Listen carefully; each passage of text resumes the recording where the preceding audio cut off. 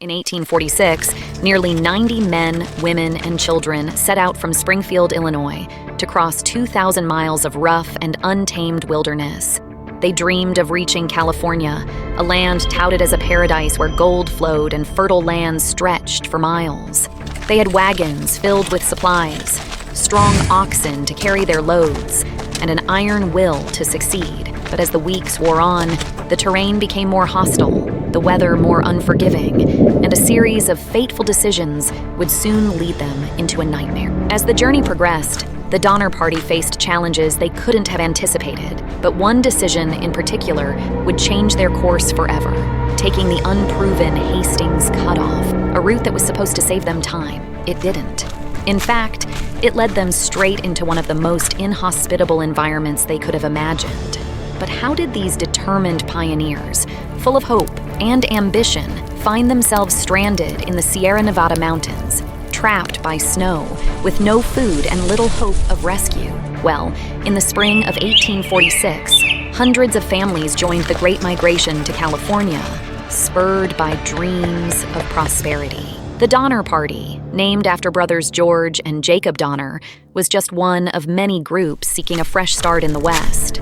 Among them were prominent families, farmers, and laborers, all hoping to take advantage of the opportunities that California offered. The group initially set out on a well-established route, following the Oregon Trail, a path used by thousands of settlers before them. Spirits were high as they left Independence, Missouri, a bustling supply town and the official starting point of their journey. At this point, they traveled with other wagon trains, all moving in the same direction. The path ahead was familiar, and though it was long and grueling, they were confident they would make it to their destination before the harsh winter months set in. For much of the early part of the journey, things went according to plan. The group made steady progress through the rolling plains of Kansas and into the arid landscape of Nebraska. They endured the usual hardships: broken wagons, unpredictable weather, and sore feet, but nothing they weren't prepared for. It wasn't until they reached Fort Bridger, Wyoming, that the first seeds of trouble were sown. It was here that Lansford Hastings, a promoter of a new shortcut to California, offered what seemed like a tantalizing promise. He claimed his route, known as the Hastings Cutoff, would shave weeks off their travel time, bypassing the usual path through the Rocky Mountains in favor of a more direct route to the Sierra Nevada. The Donner Party was intrigued. If they could get to California faster, they could settle in before winter and avoid the dangers of snow-blocked passes. But this was a decision that would prove to be disastrous. The Hastings Cutoff was supposed to be a shortcut, but what the Donner Party didn't know was that it was largely untested. Hastings himself had never traveled the route with wagons, and the terrain they were about to enter was more treacherous than they could have imagined. As they veered off the well-worn Oregon Trail, the landscape began to change dramatically. What was once an open, relatively easy path quickly turned into rugged, difficult terrain. The desert of the Great Salt Lake was brutal, and the group soon found themselves struggling to navigate a barren landscape of scorching days and freezing nights.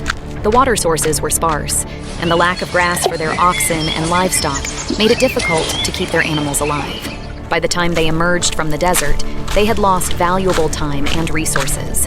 Their wagons, once filled with supplies, were now significantly lighter, not just because of the supplies they had consumed, but because they had been forced to abandon belongings along the way. Tempers flared, and disagreements among the group began to surface. Some argued that they should turn back and rejoin the main trail, while others, like George Donner, insisted that pressing forward was the only option. They believed they were too far in to turn back now. Tensions reached a breaking point when James Reed, one of the party's leaders, became involved in a violent altercation with another man, resulting in Reed's banishment from the group. He was forced to leave his family behind and ride ahead on horseback, hoping to find help in California. His departure left a leadership vacuum, and the remaining members struggled to stay unified. The rocky desert had drained their energy, but the worst was still to come. As they pressed on toward the Sierra Nevada, they were unaware of the early winter storms that had already begun to gather over the mountains. What awaited them would push their survival instincts to the limit. By late October 1846, The Donner Party reached the eastern slopes of the Sierra Nevada mountain range, just 150 miles from their final destination. They were so close to California that they could almost feel the warmth of the sun-soaked valleys waiting for them, but their hope was about to be dashed by a cruel twist of fate. As they began their ascent through what would later be known as Donner Pass, an early and unexpected blizzard swept through the mountains, burying the trail under several feet of snow. The mountains, which should have been a final hurdle, became an impenetrable fortress of ice and snow. The party was trapped. The snow fell faster than they could clear it, and soon their wagons were immobilized. With no way to move forward, the group was forced to make camp at Truckee Lake, a location that would later be renamed Donner Lake in their memory. For days, the snow continued to fall, sealing off any chance of escape. Temperatures plummeted, food supplies dwindled, and the realization set in that they might not be able to leave until spring. What was once a journey full of optimism had turned into a desperate struggle for survival. The group built makeshift shelters from their wagons, trying to insulate themselves from the biting cold, but they were ill-prepared for the harsh conditions of a Sierra winter. Hunger gnawed at their bellies as their food stores rapidly ran out. Days turned into weeks. The livestock they had depended on for food either froze to death or was slaughtered to prevent starvation. But even with rationing, the meat didn't last long. As the snow piled higher and higher, the physical and psychological toll of their entrapment became unbearable. The bitter cold, coupled with the suffocating isolation, left them in a state of constant despair. Many members of the party began to weaken, falling ill as their bodies wasted away from malnutrition. The survivors knew they had to do something drastic if they had any hope of staying alive. But even as they faced the unimaginable, no one could have foreseen the dark choices that lay ahead. By mid-December, starvation had set in. The party had consumed every ounce of food available to them, including the hides of their oxen, which they boiled to create a thin, tasteless gruel. With no other options left, desperation gave birth to an unthinkable choice: cannibalism. The first to die from starvation became the first to be eaten. At first, there was a sense of horror at the prospect of consuming the flesh of their own friends and family, but as days stretched on without food, the taboo quickly dissolved. The survivors were driven by a primal instinct to stay alive at all costs. It began with those who had already perished from hunger or exposure. Their bodies, frozen in the snow, provided a grim source of sustenance. It wasn't a decision anyone made lightly, but survival left no room for morality. Some couldn't bring themselves to eat human flesh, instead choosing to starve to death. Others, though repulsed, saw no other way to keep living. They rationed the flesh, trying to make it last as long as possible, never knowing how long the winter would last or if rescue would come. The atmosphere within the camp turned from sorrow to a grim resignation as more and more people succumbed to the harsh conditions.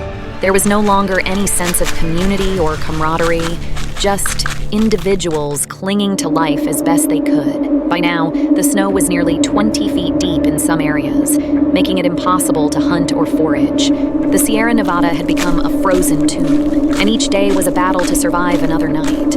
But even as they consumed their dead, they were haunted by the fear that more would die before help arrived. No one knew who would be next. In a desperate attempt to find help, a group of 15 of the strongest members of the Donner Party, known as the Forlorn Hope, set out on foot in mid-December. Their goal was to break through the snow and reach the nearest settlement for aid. Among them were two Native American guides, Luis and Salvador, who had been sent by John Sutter, a prominent figure in California, to help lead the party to safety. These two men were their last hope for salvation. The Forlorn Hope set off into the snow, with only rudimentary snowshoes made from oxhide and branches. The journey was grueling, and conditions quickly deteriorated. Days of walking through the snow without proper food or rest took a heavy toll. The group became lost, disoriented by the vast, snow-covered wilderness.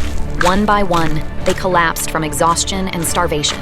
Despite their best efforts, they soon ran out of food and faced the same agonizing decision that had plagued those left behind. As days passed, the group began to talk about cannibalism. But when no one in the group was willing to volunteer or suggest who should be sacrificed, attention turned to Luis and Salvador, the Native American guides. Having overheard the discussions, Luis and Salvador fled into the wilderness, hoping to avoid the same fate as others before them. Their escape, however, did not last long. Days later, they were found, near death from exhaustion and cold. Weakened and vulnerable, they were shot and killed by William Foster, one of the members of the Forlorn Hope, who justified the act as necessary for the group's survival. Luis and Salvador's bodies were consumed, and their sacrifice helped sustain the remaining members of the Forlorn Hope as they struggled on through the snow. The Forlorn Hope eventually reached a settlement in California, but only 7 of the original 15 survived. Their arrival signaled the beginning of the end for the Donner Party's nightmare, but the legacy of their harrowing journey, including the fate of their Native American guides, left a dark mark on history. Their story was far from over, but the hardest chapter had been written in blood and snow. In February 1847, after months of isolation and unimaginable suffering, the first rescue party reached the survivors of the Donner Party, organized by local settlers in California and led by James Reed, one of the original members of the party who had been forced to leave after an earlier altercation. The rescue team braved the deep snow and treacherous conditions to bring aid. What they found at Truckee Lake was beyond their worst nightmares. The survivors were barely clinging to life. Many were too weak to move, their hollow eyes revealing the trauma they had endured. The rescuers found makeshift shelters built from wagon parts, half buried in snow, and scattered remnants of what had once been human bodies, grim evidence of the cannibalism that had taken place. The first rescue team could only take a few survivors back with them, and it would take 4 separate rescue efforts over several weeks to extract all those who were still alive. Each time rescuers returned, they found fewer people, as more had perished in the time between their visits. The last survivors were rescued in April 1847, marking the end of the Donner Party's horrific ordeal.